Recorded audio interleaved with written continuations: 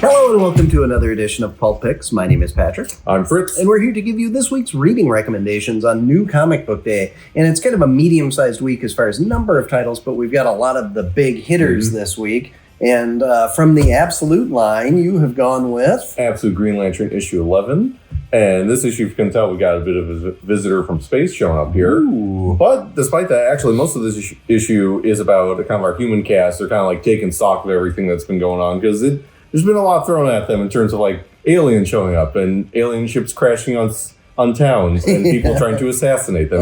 It's a lot for anyone to deal with. So we get Hal. He's been in a coma for a little bit because of his whole experience with like the Black Hand kind of taking him over. So now he's up. He's getting kind of like filled in about everything by we got Joe, we got Cameron, we've got Simon and Kari. They're all kind of like trying to like figure out like, okay, here's where we stand. Here's who we got to kill. Maybe, who knows? Hopefully, maybe bring it to justice. But you know, sometimes it's hard when the person you're trying to get is in charge of like a whole government agency. Right. Yeah. Might be in the pocket of an evil billionaire. Makes things a little difficult. Yeah. But yeah, so they're trying to figure all that out.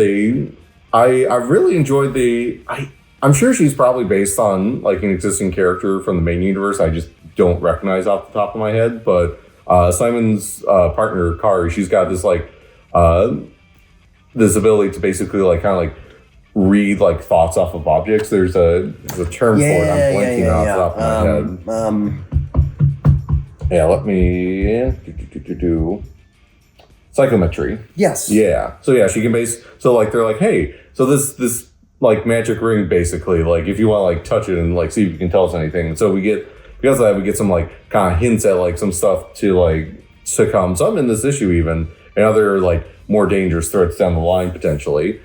But yeah, no, she's been like her whole thing. Like everyone's always just like, oh, so you're like a telepath, right? And she's like, no, man, I'm not. Like, why does everyone think I'm a telepath? Like I love that. I love Simon. He's got this kind of like whole like bravado thing going on, but he's also got this weird thing with like the mask he wears. Like it's just this fun little group dynamic of like some of them are like really get along, some of them don't for various reasons. Sometimes it's hard working with your ex, especially when their job is kind of like investigate your existence as a like weird paranormal entity now. Yeah. But yeah, so their whole dynamic, we get like a big fight sequence that does not go well for them. Turns out no one here is really like used to having to deal with giant monsters bursting through the wall. Yeah. Yeah, makes it really difficult. But then we, like I kind of mentioned at the beginning, we get a bit with Tomar Ray showing up. We get like a little insight into like what his whole deal is. Not a whole lot. Definitely seems like next issue we're going to learn a lot more. Which will be nice because, you know, there's still so many unanswered questions. Yeah, like it's the weird thing of just like I've talked about this with a couple issues of the series. Every time we get one answer, two more questions kind of come up. But like in a way where you just kind of like want to keep digging, you want to keep like finding out more. Yep. And yeah, no, this book, I have really been enjoying it. We got the original artist, Lindsay, is back after a couple issues. They had a fill-in person.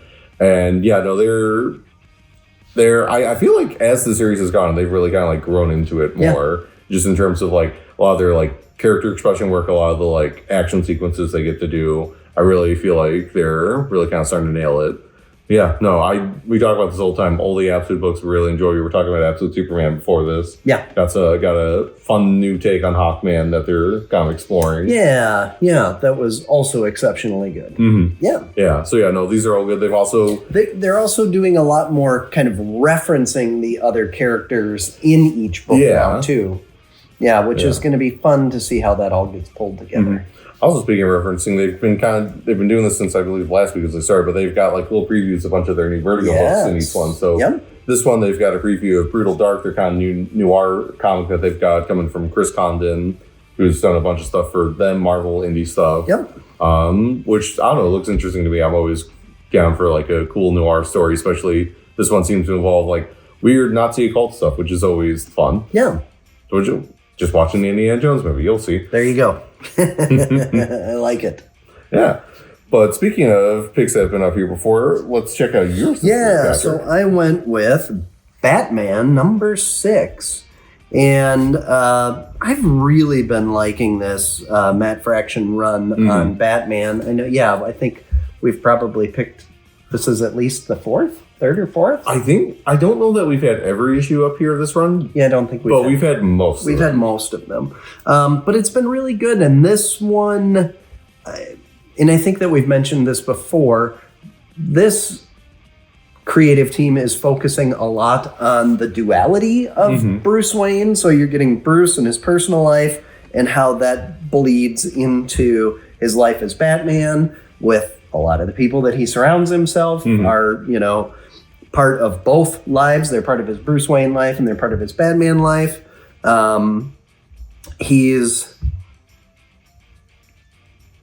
This issue is a lot about kind of the balance between those two things. And so we've got someone in his life who is saying, like, I need to walk away from this aspect of things. And then we've got somebody else who stuck their foot in their mouth last issue, and there's the ramifications of that. He was on a date, or was he just doing detective work as Batman? I guess we're not really sure. And then what's going on with the headgear that helps calm serial killers and psychopaths down? There's definitely some other stuff going on there, and we've kind of known that for a bit, but like the plot definitely like thickens here in terms of like what's actually going on. It really does. And I know that we did pick the last issue because that was the whole big car chase scene and everything that was right before this. And that one we said that was like pedal to the metal the whole way. It was just action. It was a great car chase scene and people flying through the air and, craziness. And this one was the opposite of that. It was like the calm after that storm. But it was really intriguing because, it's setting up, like you say, more questions, and the plot is thickening, and it's just been really great. And the art is gorgeous in this. I really like the coloring. I'm glad that they're deciding to go with, again, more duality of sometimes there's kind of the brighter, daylight, colorful kind of scenes, and then there's also still plenty of dark, shadowy nights where Batman's dropping out of the sky. And even in that context, so there's like different like elements, because like some of the nighttime stuff, it's still got this kind of like neon glow to it. Other times it's got this more kind of like foreboding, like almost like you're just like being candlelit, kind of like fire. Like the way that they're able just to establish all these different moods, even when they're in like fairly similar settings, is really cool. Yeah, and at the end of the last Batman volume, I thought it was weird that they kept the Vandal Savage storyline going, but now I'm glad they did, because I like where they're going with it right now. Yeah, this honestly feels like it's doing more with it than like the previous run ever did, which is interesting. Yeah. It's funny, because I mean, it's not the first time you've seen a comic where like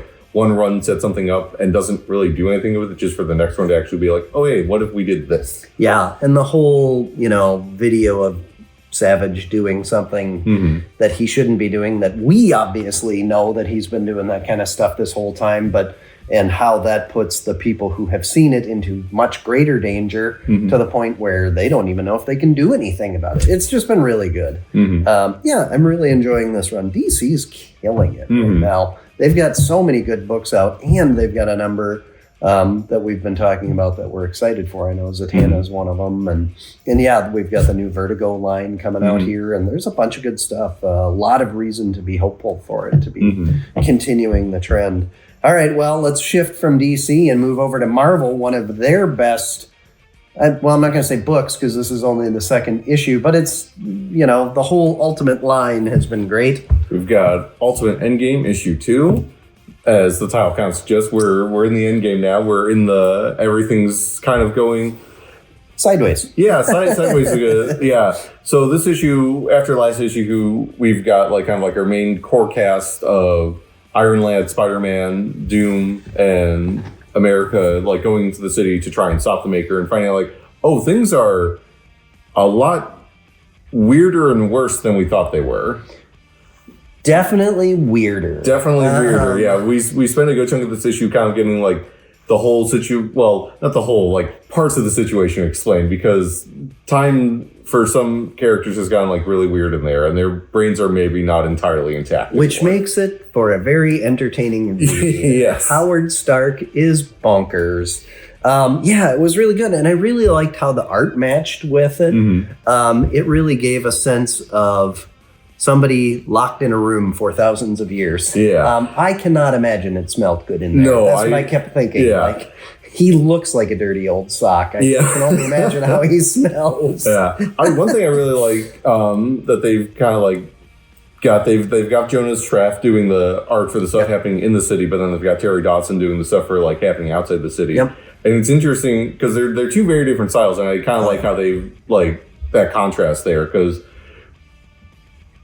you've got like the whole conflict. We kind of get an update because of being in the city, like time's moving differently there, so we get to kind of find out like how things are going out in the real world. We find out like how these are like there's other cities in America that are being freed. Like other parts of the world are kind of like starting to rise up, kind of thing. Yeah. And then we get Wakanda finally enters like the fray here. That was very interesting. It's going to be really some things are going exceptionally well for the Ultimates and their allies, and some things look like it doesn't matter how well any of that other stuff is doing, especially with the big twist at the end. Yeah, so we can discuss that because I have thoughts. Right, yeah. But back to the stuff in the city, it's just poor Tony. Like he spent these last years being like gonna get into the city, going to beat the Maker, maybe my dad's still there, who knows? And then like turns out like some of that was correct, maybe not in the way he really ever wanted, but never meet your heroes. No. It was really fun. I love Peter just like because he's not really been involved in the whole Ultimate side of things, so he's just like, I'm just kind of here. Like, right. Can we go? Which is interesting because he was invited in at the beginning of it from all of that, but then he's just kind of been on it. He's been kind of a free agent this whole time, and now, getting drawn in. He was ready to leave before everybody else for sure. This has been really good. We spent quite a bit of time yesterday talking about where we think the whole Ultimate Universe is going to go, and I guess how it's going to go down, because they keep saying it's done. So it'll be interesting to see what happens. I can't imagine. I definitely get the impression it's going to be very bad for a number of our characters. Like, don't be surprised if some of your favorites maybe don't make it out. I think that bad things are about to happen. All right, well, speaking of good things about to happen, what else did you read this week that you thought could have made it the contenders for making the table here? A couple of the good ones. We got the end of our current arc on Batgirl, a really good, strong conclusion there. Excited to see where they go next with it. The new Thundar comic is out for those of you who are continuing to be fans of Dynamite's kind of like throwback, like old cartoon comic stuff. I don't know. I really enjoyed it. It's one of their ones where it's very much just a continuation of the show as you've known it. And if you don't really know anything about the show, I feel like it's pretty new reader friendly. It's basically, what if you took Conan and Commandy and just kind of smushed them together? Yeah, it's very much a product of the late 70s, right? It's Swords and Sandals meets sci-fi, but like dystopian sci-fi. It's about all that was being done in the late 70s. There's probably something to unpack there. Yeah, for sure. So think like, Conan, Commandy, or like Wrath of the Titans meets Planet of the Apes meets Star Wars. Yeah. No, I'd say that's all pretty accurate. Yeah. I mean, like, it makes sense, a lot of those kind of like pulpy aspects too, just with the people involved with the show, because you had like Kirby, you had Kane, Thomas, what I think was like a writer. Roy Thomas was a writer on it. Yeah, so like there's like a lot of these people who are very much of that kind of like milieu are like involved in like making this show, and then it really shows in the comic too. Yes. I was talking with you before. I love that. Literally, the first line of dialogue from Thundar is like trademark "Iahi," battle cry. And at the end of it. It worked really well. The tweaks that they made, I thought, were good because it differentiated it a little bit more than the original cartoon did from, say, Star Wars or Planet of the Apes or whatever, without going so far as to make it feel like something different. It does feel like a continuation, but you get Ariel and Ukla and Thundar all basically doing what they do, and then we see a bunch of familiar evil wizards also. So yeah, it was really good. Dominic and I actually sat down and we're watching some of the episodes recently to get ready for the comic coming out. So yeah, but anyway, yeah, it's been a great week. It's anything else? I did want to mention just because this one made it back up on here back in the day when it was coming out, but I just Dead Romans. If you enjoy like a cool history based comic, this is about that time that a bunch of Roman legions strolled into Germany and did not come back. Yep, they got repelled. Yeah, that's one way of putting it. I don't know. It's just like, I'm from New Ulm. We got our whole Herman the German statue going on there. This is what that's all about. The whole ambush in the Thunberg Forest. Cool history story. Yeah. Like basically the reason the Romans never tried crossing the Rhine again. Right. Yeah. Exactly. But, I don't know. I just felt like giving that one a shout out. For sure. I think we could also give a shout out to Absolute Badman Volume 2. Yeah, boy. Hitting the shelves today. So for those of you that have not been reading it in the periodicals as it's been going along, which is a lot because we've sold a ton of Volume 1 graphic novel. Now you can continue your reading with Volume 2. We are currently out of Volume 1, but good news, it'll be in next week. They haven't shipped it yet, actually. Oh, they're not? Okay. Yeah, so we won't know until later in this week when it's going to ship. In theory, it might be in next week. Yes, it's possible. Yeah, I checked on it yesterday and because somebody else was asking, and we've got a whole bunch on order, but it is pending shipment. So, but at least for Volume 2, we do have both the softcover and the hardcover. We do. Yeah. It was a great week of reading. So...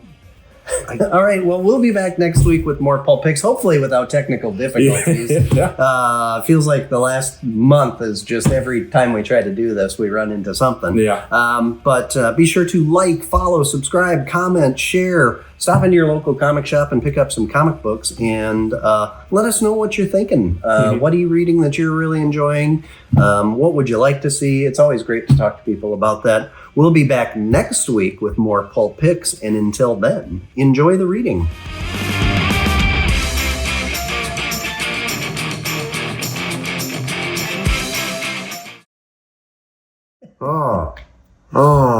Maybe we should take up coffee. It's the cat's fault. He's just like, is in my room at 4:30, like making a ruckus, and just like, you don't get fed till like 6, you little devil. Like, what are you doing in here?